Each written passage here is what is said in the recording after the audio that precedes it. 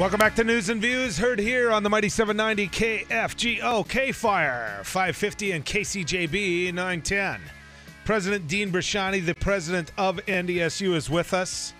Think what you will about this audit report. What I'll tell you is this. I have a lot of respect for the man coming in here, answering my questions, your questions, and making his comments known about the audit. President Bresciani, good to have you in here. Joel, good to see you again. There's things in here that made me scratch my head. I'm going to throw you out the first one. 15% of the budget coming from fees. Mm-hmm. That one, as a former legislator, jumped out at me as though, whoa. To me, that's like a property tax fee in K-12. We just keep pushing things back so that people like you get yourself in a position where you have to raise fees. And I want your take on that.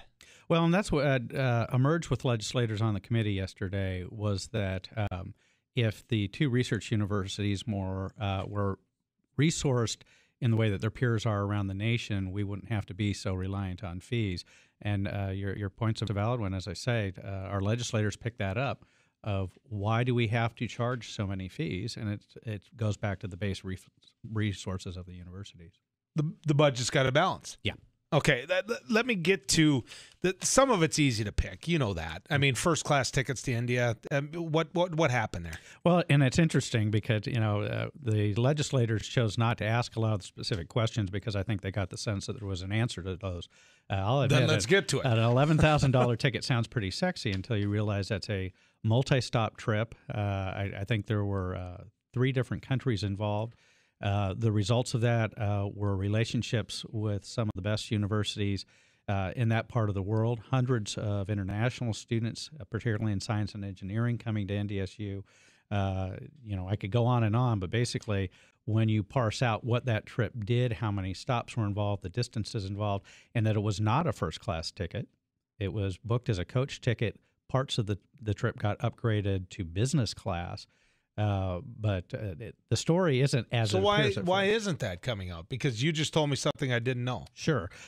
Opportunity to explain it. Okay. And that was the challenge, I think. I want to give our auditors great credit for tackling a huge and very complex question. But in fairness to them, their background isn't in higher education business practices. Given enough time, they were coming around on their audit and starting to understand some of those business practices. And as a matter of fact, started dropping some of the things they thought were findings because they came to understand that those business practices were reasonable and demonstrated good fiduciary responsibility. But they were tackling a huge and complex organization that they don't see anywhere else in state government. Okay, then let me ask the question this way. From your institution's standpoint, what did you see in the audit? Knowing that your office cannot have your thumbprint on everything, what did you see in the audit that upset you about your institution? Well, a lot of things have changed, and here's the trick. A large segment of the findings were from 2, 3, 4, 5 years ago before the current administration. The reality is that since coming to NDSU and making a lot of leadership changes, we have very different expectations of compliance with university policies and what we do when we find noncompliance with university policies. And if anything, the audit reminded me of how important that is, because when the public sees findings that on the surface look unusual and inappropriate, and in 2 situations that we completely agree with we need to demonstrate that we handle that in a responsible manner. Let's talk just a little bit about what we do in the future to make sure we don't have this talk again. Yeah. So what steps does President Dean Bresciani do, and what did you tell that legislative panel that, no, wait a second here, you're not looking at the guy that bought the airplane, you're looking at the guy that's trying to sell the airplane here. Yeah. Well, one of the things we're doing, and I think is perhaps going to become a model for many, if not most of the other campuses in the system, is eliminating fees altogether, blending them in with tuition as part of the student success tuition model that we introduced this fall. That was unanimously approved by the board, is drawing attention from even out-of-state institutions, basically trying to boil down the cost of higher education to one number. So a parent looks and it costs X to attend.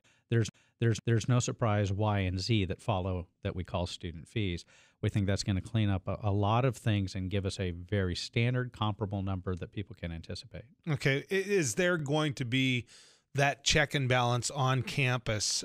Corey pointed out that, and I don't remember which institution, but I know he mentioned in the School of Business, one where there was a fee that had grown to where it was basically not, it had reached all its potential and then some, and yet students were still being charged for that. Is there some check and balance to make sure that the fee is going to and being used exactly in the way it should be? Absolutely, and there needs to be, and we need to keep improving those checks and balances. NDSU has been particularly aggressive in creating student-based fee review committees. And I believe we're probably leading the state in doing that, and we need to continue improving those processes of actually having students be the ones who review their fees and how they're being used. And what we find is that our students are actually pretty satisfied with that. That's why we took the student body president with us, who chairs the biggest fee review committee on campus, because we wanted to hear it from student leaders themselves that we're doing what we can, and we're trying to do even more as far as legitimate use of student fees and having those fees be used for what students would agree as reasonable uses. Now, here's full disclosure from a talk show host. I think we need to do this every now and then. I've known Dean Bresciani since he set foot on North Dakota soil, and he's been in the studio with me a number of times. I respect the job he's done in turning NDSU back into a place where it's not all top driven down. But let me throw this at you. There's a correlation here that people are going to have in their mind, and I think they're going to need to hear what you have to say about this. You've got a new chancellor, which means technically I think you have a new boss, which means this person is the conduit between you and the Board of Higher Education. His answer to all this is why I need additional employees. That, to me, if I'm driving up in my Ford pickup, what I'm hearing is, oh, wait a second here. He's telling me that I can't trust Dean Bresciani, and he needs people to watch out over Dean Bresciani. And I want to hear your take on that. Well, I don't know that that's the connection I would have made, but I understand the point he was making is that we need to demonstrate to North Dakotans that we are being careful, judicious, and responsible in our use of resources.